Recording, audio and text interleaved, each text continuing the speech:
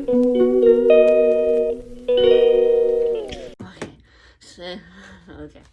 Eating your vegetables. Not everyone likes veggies, but they're so good for you. I know you'd rather eat french fries and chocolate milkshakes. You'd rather have candy and ice cream, but guess what? If you are nothing but junk food all day long, you can get sick before long. You wouldn't eat any sweets at all. Veggies are loaded with vitamins, and I made sure the soil they grew in was filled with good nutrients so that you could be healthy and strong. And that's what I want you to be, healthy and strong. Why? Because I love you, of course, and because I have a lot for you to do. We're going to need to be strong to accomplish all great things I have for you. What great things? Well, that's a part of the adventure. Of the adventure. You don't know what's coming during the next few years, but I'm sure that's why it's important to take care of yourself so that you're ready when the time comes. So you eat your veggies, toss the milk, shake. Take care of yourself so that you can grow up to be healthy, stronger, ready to work for me. The wise store up to choice food and olive oil, but fools gulp their down. Proverbs chapter 21, verse 20. Follow me. Okay. What does it mean to follow me? Does it mean you have to leave your home, your parents, your brothers and sisters, and follow me to places across the globe? Not at all. To follow me means that you follow the things you learn in my word. For example, if you have a hard choice to make, you can read the Bible and find helpful scriptures on the subject. Have a hard time in a relationship, you can follow me by looking up verses about friendship. Follow me also means that you treat others the way I want you to treat them.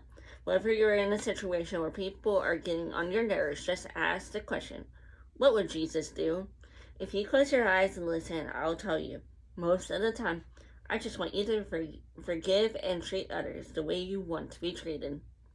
The very best way to follow me is to spend time in my presence. I'm not saying to come to an actual place where I am. I'm just saying that you can meet me wherever you happen to be, in your bed, in the backyard, in the living room. I'm everywhere, you know.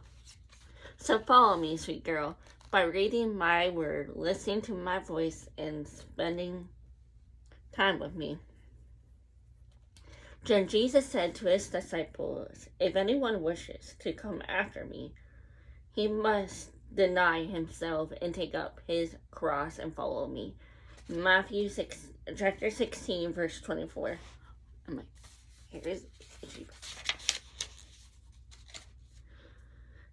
a sweet smelling girl. Don't you love yummy smells?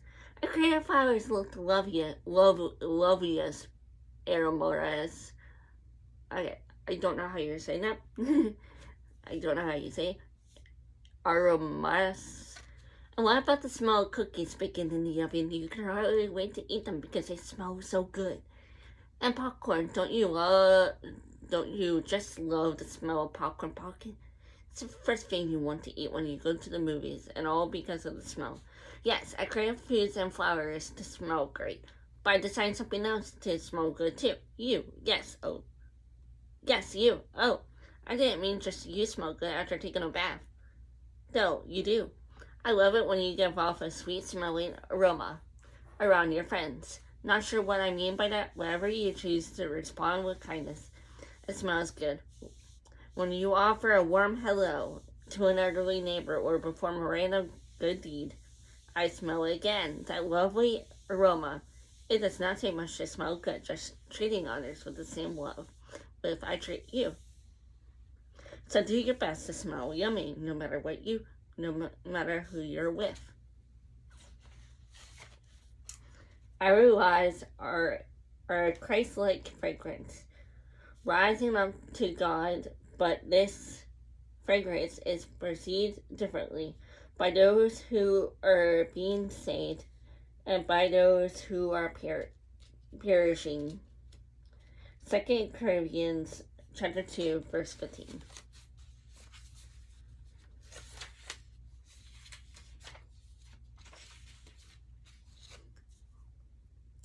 stretching yourself.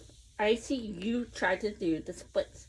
You're stretching those legs until you can go all the way down to the floor. Ouch, painful. If you keep working at it, your muscles will eventually stretch, and don't do the splits will be a piece of cake. The more you stretch, the more flexible you get. It's the same way your journey with me. There are many times I ask you to stretch your faith. Oh, I know, it hurts at first. You have trouble believing you'll make it.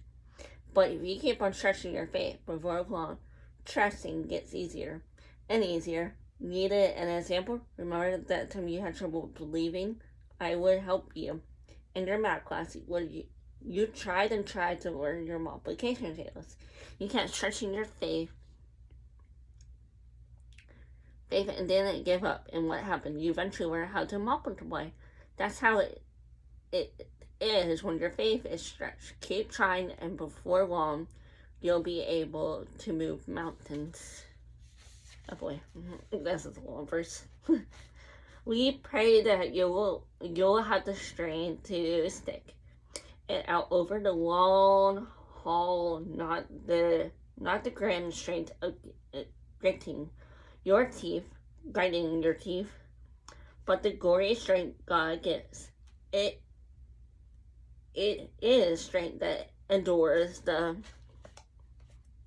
unavoidable and spills over into joy. Thanking the Father who makes us strong enough to take part in everything bright and beautiful that He has for us. Colossians chapter 1, verse 11 through 12.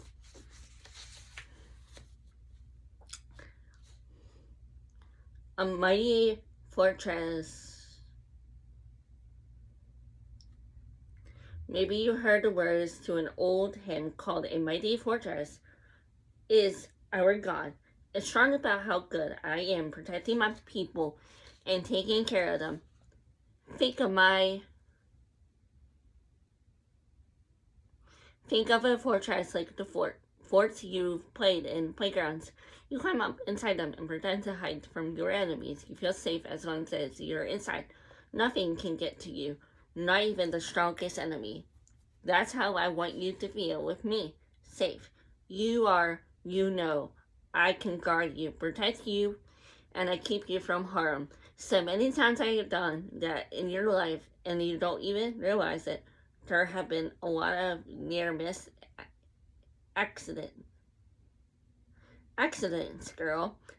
I'm not just your fortress. I'm a mighty fortress, not an enemy is stronger than me. None. So stick close to me. Stay inside the walls of my fortress, and I'll do a wonderful job protecting you. He is my loving God and my fortress, my stronghold and my deliverer, my shield in whom I take refuge to subdue its people under me. Psalm 144, verse 2.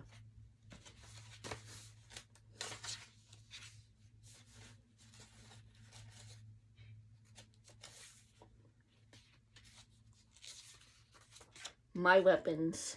When you hear the word weapons, what do you think of? Perhaps you think of a police officer wearing a gun, or maybe you think about a soldier head off to war. Surely the last thing you think about yourself.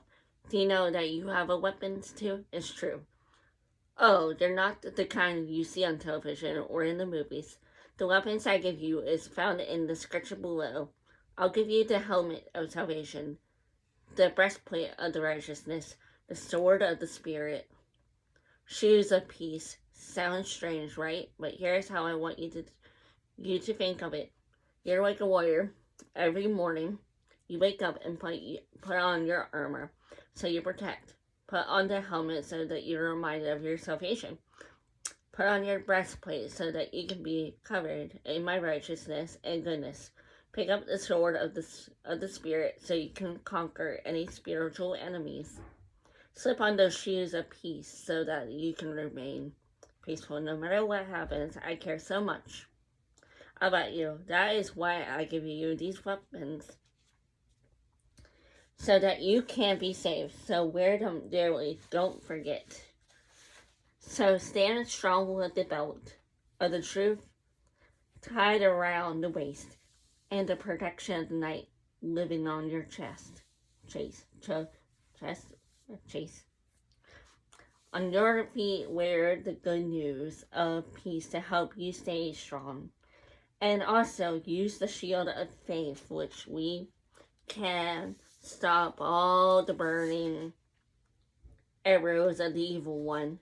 Accept God's salvation as your helmet, and take the sword of the Spirit, which is the word of God. Ephesians chapter 6, verse 14 through 17. Okay. My fingerprint. Have you ever seen your own fingerprint? It's unique, different from everyone else. I created yours especially for you. It's unique, one of a kind. I have fingerprints too. Oh, you can't see them with your eyes, but you can see them in other ways. That gorgeous sunset, my fingerprints are all over it. Those Pacific Ocean lakes, my fingerprints are on those too. Like yours, my fingerprints are unique too. The greatest arts in the world can't picture as beautiful as an evening sky. The best chef in the world can't prepare a meal as tasty as the sweet fruits. I created the most talented musician on the planet. Can't create a song as beautiful as my angel choir. All I chose, all of those people have. Planet can create a song as beautiful as my angel choir. All of those people had their own fingerprints too, and they're lovely, but not as lovely as mine. Don't get frustrated that you're different from others. Celebrate that unique fingerprint and realize that I made it just for you. And I probably did read the same verse because I might have said the same part, but my eyes squinted.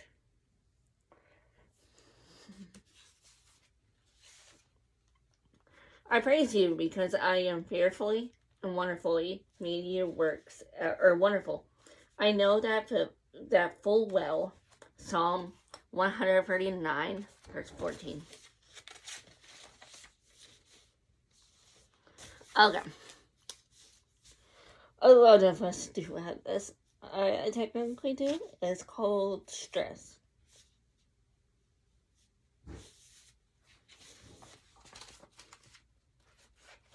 So many of my girls get stressed when you feel stressed. It's like your stomach gets tired.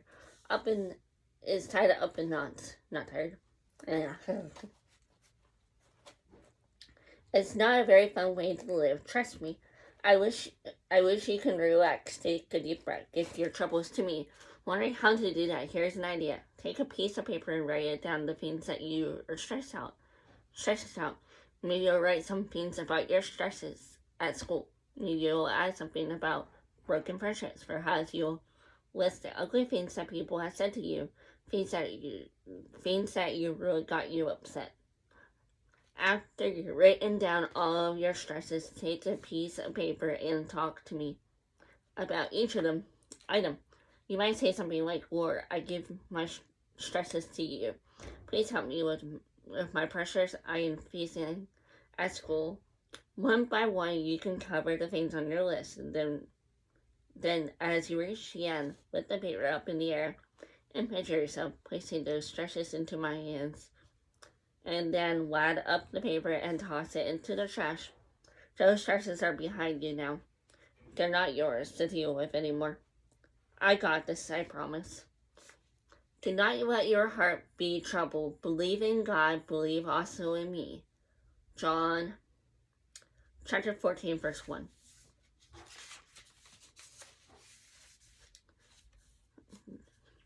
The perfect fit. Remember that scene in Cinderella where the prince shows up with a glass of bread in his hand? He tries it on with one of the wicked stepsisters and it doesn't fit. Then he tries on the other wicked stepsister and it doesn't fit her either. Finally, he calls for Cinderella. She sits down and stretches out her foot, already knowing that shoe is just her size.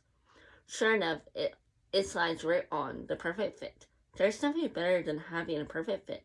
That's why I want you for that's what I want you for. Does this mean you have to work hard to fit in with your friends? Not at all. And the girls you're hanging out with are with making you work hard to earn their friendship, then they're not the right kind of girls for you. I want you to be with friends who make it easy. Your friendship should be sweet and loving, not hard and complicated. Somewhere out there you'll find just the right friends. They'll be perfect fit, just like Cinderella's slipper. All the believers were together and had everything in common. Acts chapter 2, verse 44. Okay.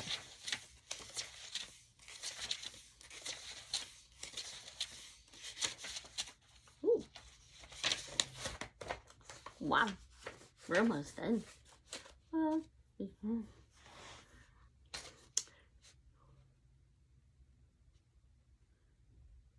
Write it on your heart.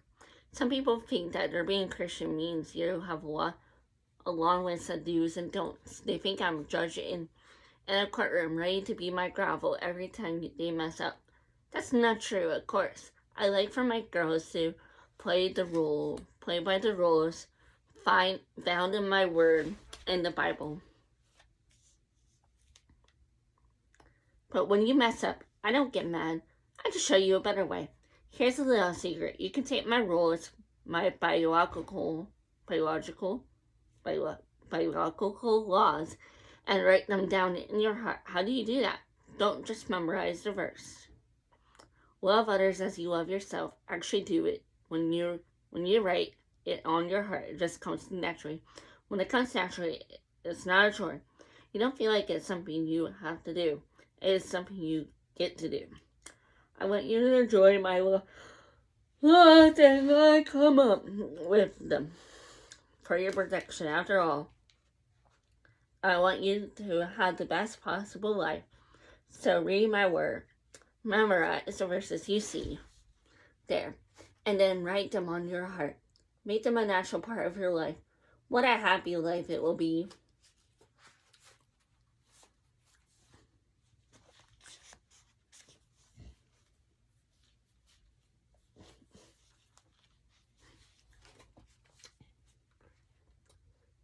They demonstrate that God's law is written in their hearts for their own consequences and thoughts. Either accuse them or tell them they are doing right. Romans chapter 2, verse 15.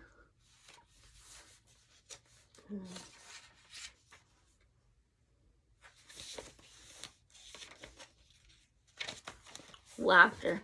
Do you know that your laughter is a way to praise me? It's true. When you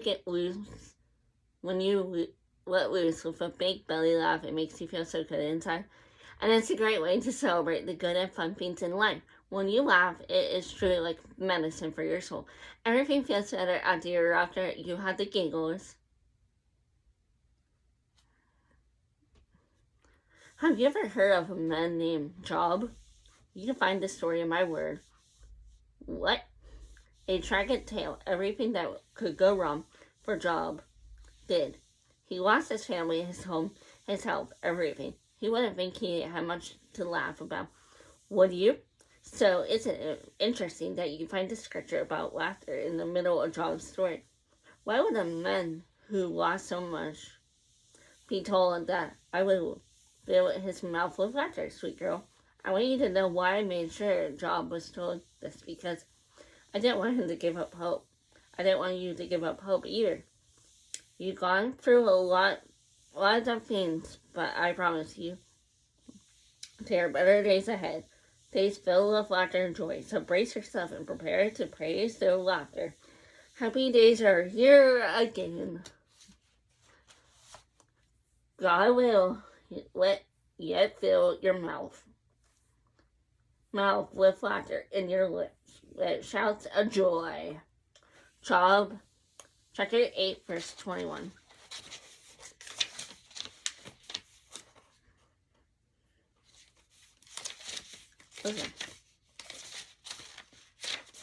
Okay. I have a couple more. I think I have 3.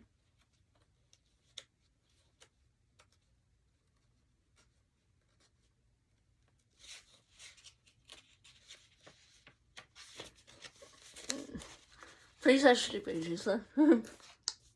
The greatest commanded.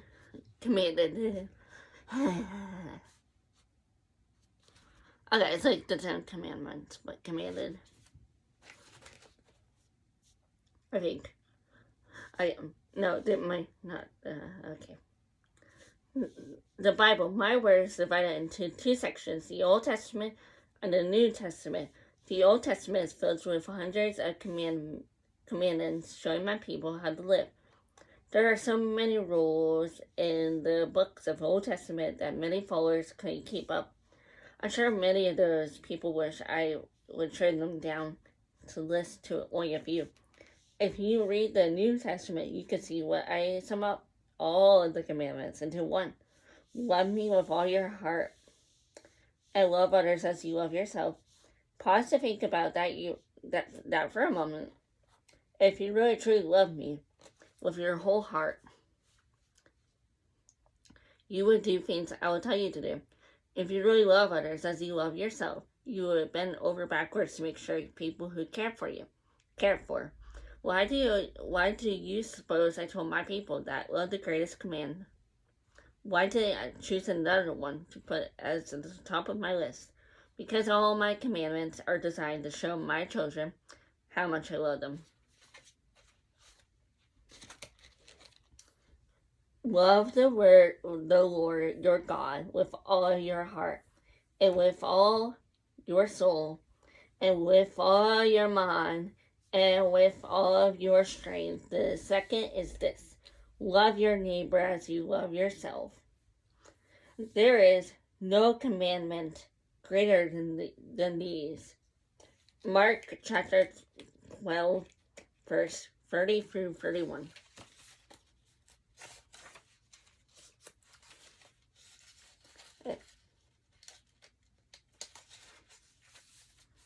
I would say it was a little free. Pointing fingers. Have you ever been around people who point fingers? They never take the blame for anything. Instead, they always point at someone else standing nearby and say, she did it, not me. You know they're lying because you were a witness to the truth, but you feel stuck. You don't know what to do. I want my girls to be honest. Always does this mean you go around tattling on everyone? Not necessarily, but there is times when you have to tell an adult what's going on, even if it means your friend gets mad at you. It can get tricky because you don't want to turn it into someone who is known for telling on others. But on the other hand, if you witness someone in a lie, they won't come clean. You had no choice but to tell the truth.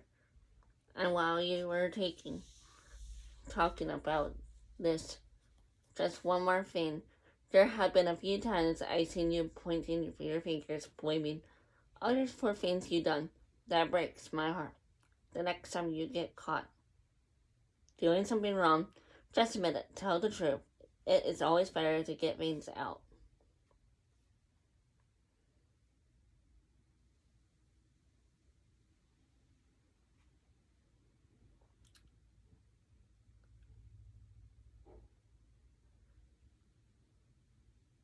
Tell the truth. It's always better to get things out in the open for everyone involved. But that incoming day, no weapon turned against you, and it will succeed. You will silence every voice raised up to accuse. These benefits are enjoyed by the servants of the Lord. Their vindication will come from me. I, the Lord, has spoken. Isaiah chapter 54, verse 17.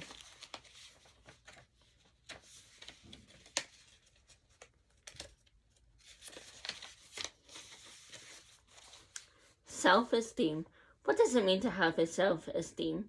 Someone would say it just means you're confident in yourself, that you're okay with yourself.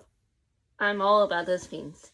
I want my girls to be confident and confident with who they are, but others would say they have self-esteem. Means you look to yourself for courage and confidence. That's not true at all. If you depend on yourself, you will fail every time. I would rather have you depend on me. Sweet girl, I will buy you up and give you courage and confidence, I promise. You can try all day long, but esteem, confidence, doesn't come from staring in the mirror and saying, you're awesome to your reflection. Truly, esteem comes from knowing you are my child, created in my image, and love no matter what. So don't depend on yourself, okay? I have much a greater plan. Just look to me. I'll give you everything you need and more. So God created man in his own image. To image God, he created him. Male and female, he created them. Genesis chapter 1, verse 27. Masterpiece, and this is the last one. Ooh. You are a masterpiece, beautiful girl. What does this mean, a masterpiece? Something spectacular created by the master, me. If you ever seen it in a spurious painting in a museum, you know it's worth a lot of money. Because the artist who painted is famous. I am the most famous artist of all. And I look to the time, the craft you made into my image. You're lovelier than any painting in a museum. And far more valuable. Not only did I create you from the inside out, I breathed you into you when you took your first breath. I was there, and when you take your last, I'll be there too. You are a masterpiece, no matter what you're going through. Your body will change from year to year, but my design is perfect, so hold your head up high. Don't let anyone tell you that you're not special, because you are. You are one of my beautiful, precious girls, and you mean more to me than you'll ever know. Why? Because you are my masterpiece. So God created mankind in his own image too. In the image of God, he created them. Male and female, he created them. Genesis chapter 1, verse 27. Oh, same verse as the other one.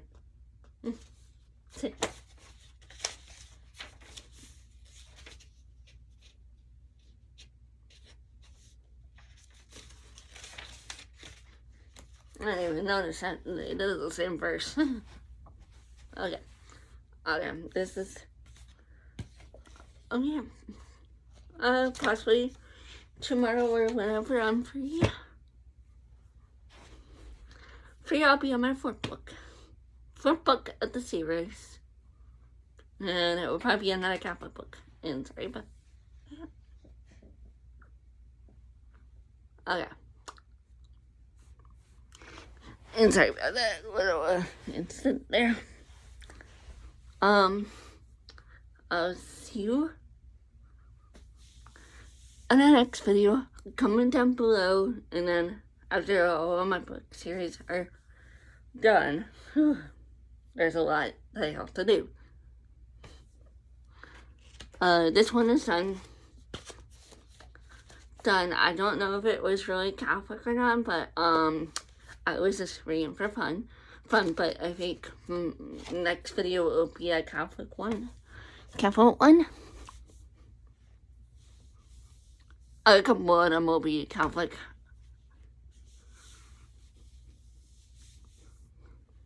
Bye. Comment down below. And don't forget to like and subscribe.